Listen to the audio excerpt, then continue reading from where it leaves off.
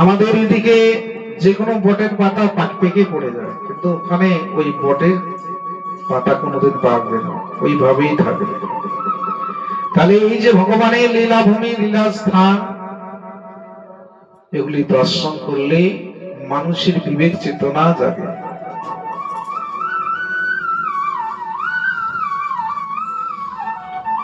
আর একটা আছে, ভগবান শ্রীকৃষ্ণ রাখালগণকে নিয়ে তিনি খেলা করেছিলেন। ওর ডাল একদম অনেক ডাল হয়েছে, এখন প্রতিদিন ভক্তরা এসে ভাগবত হরিকথা আলোচনা করে। তাহলে ভগবান বৃন্দাবনে, পুরী ধামে, নবদ্বীপে এত লীলা করেছে। তাহলে এই ধাম যদি আমরা একবার দর্শন করি, তাহলে যে দর্শন করবে ধামের কৃপা পাবে এবং আস্তে আস্তে সে পরিবর্তন হতে পারে। অনেকে দেখবেন ধাম দর্শন করে তাদের মনের পরিবর্তন আসে না, অনেকে সাধু হয়ে যায় যে না, ভগবানের প্রত্যক্ষ লীলা, ভগবানের প্রত্যক্ষ লীলাভূমি দর্শন করলে মানুষের চেতনা, বৈরাগ্য জাগে। আর আমরা যে জায়গায় পড়ে আছি,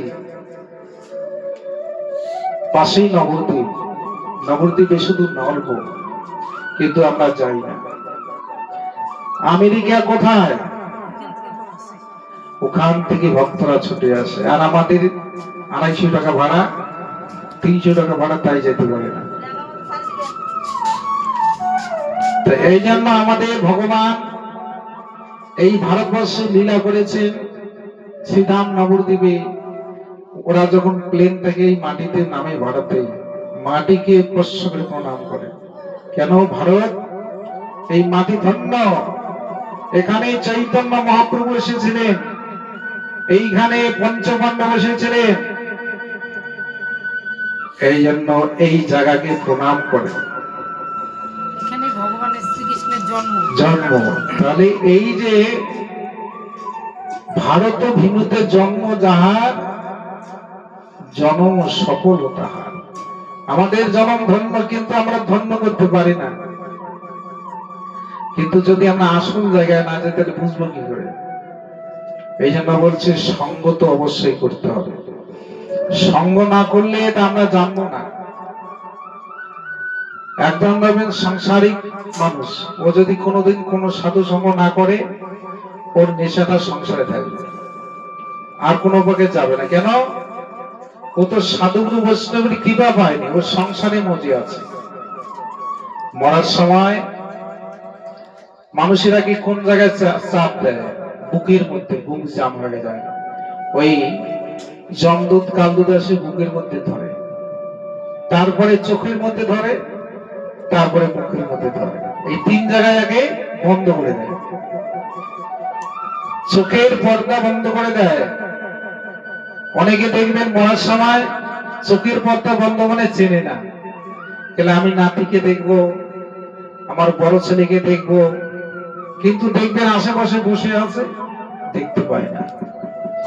কিন্তু দেখার ইচ্ছা জাগে, কিন্তু দেখতে পারে না, মানে পর্দা বন্ধ, চোখ দিয়ে আর দেখতে পারছে না। তাহলে এই যে যমদূত আমাদের এসে হৃদয়কে বন্ধ করে বুককে চাপা দেয়, চোখে বন্ধ করে, আর শেষে মুখে, মুখ দিয়ে মিষ্টি দিবেন, খাবে না, ওই মুখেই থাকবে, তারপরে শেষে ওই নিঃশ্বাসটা নিয়ে যায়। তো এই জন্য আমাদের মৃত্যু যন্ত্রণা প্রত্যেকে পাইতে হবে। আমরা তো মরার জন্য ভয় করি, কিন্তু যেদিন মৃত্যু সম্মুখে আসবে, সেদিন আর ওই কথাটাও বলতে পারবো না। অনেক সময় রাত্রিবেলায় ঘুমের ঘরে যদি কোনো দুঃস্বপ্ন দেখেন, চিৎকার করার জন্য চেষ্টা করবেন, মুখ দিয়ে কথা আসবে না। আসে? এই মরার সময় এরকম হবে, আপনি চিৎকার করবেন, আপনার সাউন্ড আসবে না। তাহলে এই যে আমাদের ওটা হলো দুর্দিন, ওই সময় আমাদের কেউ বন্ধু হবে না, সবাই পাশে দাঁড়িয়ে থাকবে, অপলক চোখে দেখবে, কিন্তু সেদিন আপন একজন স্বয়ং শ্রীহরি। সেদিন যদি আমরা ভগবানকে ডাকতে পারি, পারের কান্ডারি ভগবান শ্রীকৃষ্ণ সামনে এসে দাঁড়াবে। কিন্তু তিনি আমাদের বিপদের বন্ধু, কিন্তু তিনি আমাদের কাছে আছে, কিন্তু আমরা তাকে দূরে সরে দেই। কি করে সরে দেই? তাকে ডাকি না, তাকে স্মরণ করি না। কিন্তু স্মরণ করার যদি ইচ্ছা জাগে, বিষয় বাসনা পেশ ভগবানকে দূরে চলে যায়। যখন আমাদের বিষয় বাসনায় মোহতে ভর্তি হয়ে যায়, ভগবানকে ডাকার সময় মেলে না। মেলে কি? তাহলে যাকে ভগবান ধন ধন টাকা পয়সা দিচ্ছে, মানে ঠকাচ্ছে। তোমাকে আবার প্রচুর ধন জন টাকা পয়সা দেবে, এখন তুমি ওই টাকা নিয়ে বসতে, এটাতে কি করবো, ওটাতে সেটা করবো, করতে করতে দিন শেষ, এখন শেষ বেলায় ঘরে গেল। তাই জন্য কুন্তী মা ভগবান শ্রীকৃষ্ণের কাছে কি চেয়েছিলেন? যখন হস্তিনাপুরে চলে যায়, কুন্তী বলেছিলেন, মা কৃষ্ণ রে, তুই যখন আমাকে ছেড়ে চলে যাচ্ছিস, বাবা তুই যাবার সময় আমাকে একটা সম্পদ দিয়ে তুই আমাকে আশীর্বাদ করে যা। তখন কৃষ্ণ বলেছিলেন, পিসিমা তুমি কি আশীর্বাদ চাও? যে তোমাকে আমাকে এই আশীর্বাদ করো, আমার যেন দুঃখ হয়, আমার যেন কষ্ট হয়, আমাদের যেন যন্ত্রণা হয়। তাহলে এটা কেন চাইলেন? বলছি পিসিমা এগুলি তো কেউ চায় না, এই দুঃখ যন্ত্র কষ্ট লাঞ্ছনা এগুলি তো কেউ চায় না, সবাই ভালোই থাকতে চায়। তুমি এগুলি চাইনি কেন? কৃষ্ণ তুমি জানো না, এগুলি যদি আমি পাই, দুঃখ কষ্ট যন্ত্রণা পাই, যত পারবো তত তোমাকে ডাকবো, আর এগুলি যদি না পাই কোনোদিনও স্মরণ হবে না। নিতাই গৌর নামানন্দে হরি হরি বল। তাই এই একাদশীতে ভগবান এই পঞ্চসত্যের মধ্যে পাপ যুক্ত করে রেখেছে। কেন? একদিন পাপ গিয়ে ভগবানকে বলছে, প্রভু আচ্ছা তুমি যে আমাকে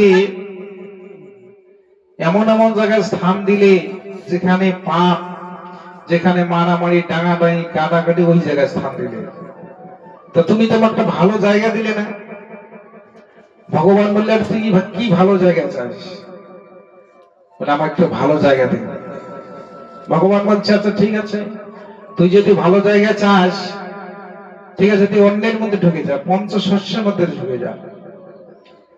স্থান দিয়েই দিলে। এবার দেবতারা শুনে অবাক, এ সর্বনাশ, ভগবান এটা কি করেছে?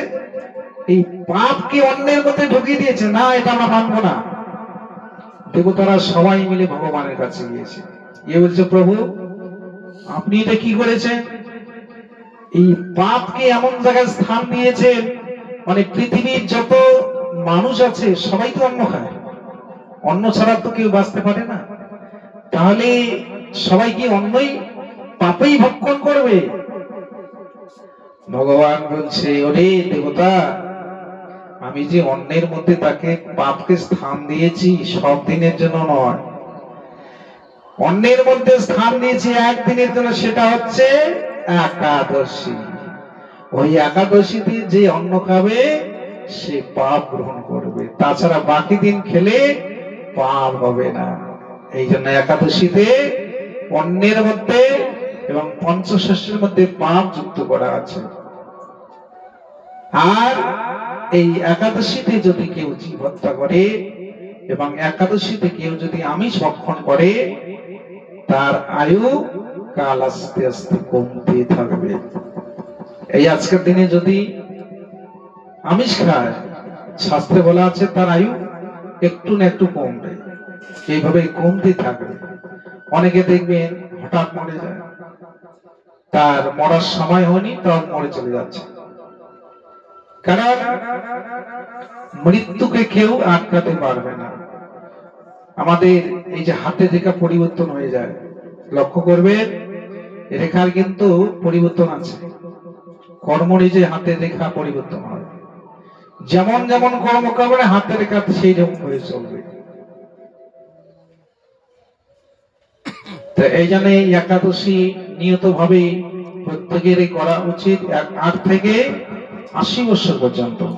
আর কেউ যদি বলে না এখন আমার সময় হয়নি, 40-50 না হলে কি করে হয়, কিন্তু শাস্ত্রে বলছে 8 বছর থেকে 80 পর্যন্ত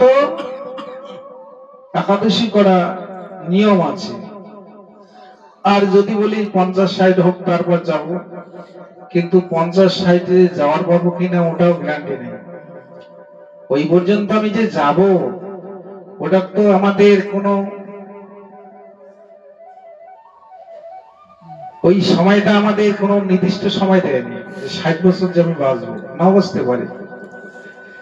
এই জন্য বলছি যেটুকু সময় আমরা পেয়েছি এইটুকু সময় ভগবানের নাম করো, যেটা শাস্ত্রী বলেছে সে শাস্ত্র সিদ্ধান্ত মেনে চলতে হবে। এটা কি এই লোক দেখানো কথা নিয়ে চললে হবে না, শাস্ত্রে যেটা নির্দেশ করা আছে সেই শাস্ত্র অনুযায়ী চলতে হবে। যেমন আমাদের পঞ্জিকে নিয়ে চলি, 7 পক্ষণ, অন্নপ্রাশন, যেদিন যেদিন লেখা আছে সেটা নিয়ম করে আমরা চলতে হবে। তাহলে এগুলি দিন আমাদের নির্দেশন করে দিয়েছে, সেই দিন অনুসারে আমরা ভগবানের কর্ম করি। এবং এই যে একাদশী, সকল একাদশী করলে যে কোনো কামনা বাসনা সফলতা হয়ে যায়, ভগবান পূরণ করে দেয়। বাঞ্ছা কল্পতরুশ্চ কৃপা সিন্ধুশ্চ পতিতানাং পাবনেভ্যো বৈষ্ণবেভ্যো নমো।